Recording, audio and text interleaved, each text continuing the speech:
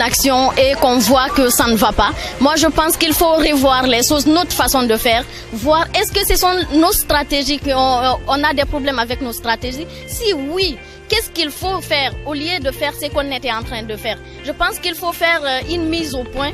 Il faut voir, nous regarder face au miroir et voir réellement c'est quoi le problème vis-à-vis de nos stratégies utilisées pour la lutte contre ce fléau, pour la lutte pour les droits des femmes de façon générale. Moi, je pense qu'il faut bien revoir les stratégies. Est-ce qu'il faut utiliser d'autres approches? Peut-être que nos approches ne marchent pas et c'est à cause de ceci ou de cela. Et puis, surtout, beaucoup de solidarité dans nos actions.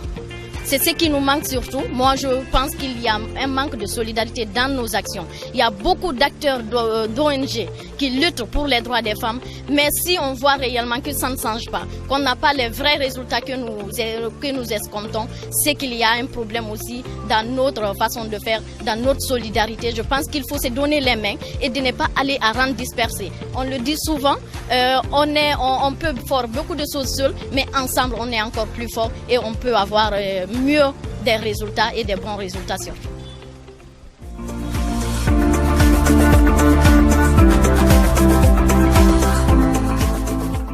À chaque fois qu'on vit, on ne doit pas arrêter de combattre ce fléau.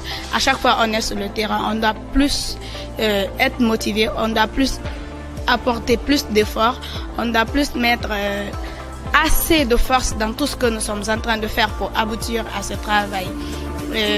Quand il s'agit du recadrement des femmes dans la communauté, on sait qu'à Guinée, nous sommes analphabètes, généralement analphabètes, surtout les femmes d'ailleurs.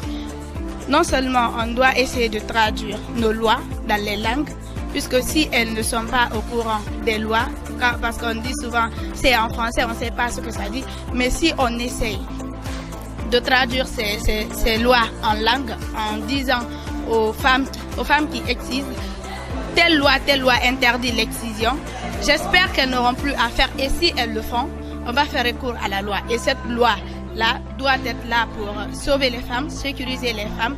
Ça doit être appliqué à la moindre des fautes que les femmes exciseuses et ceux qui donnent leurs filles en mariage.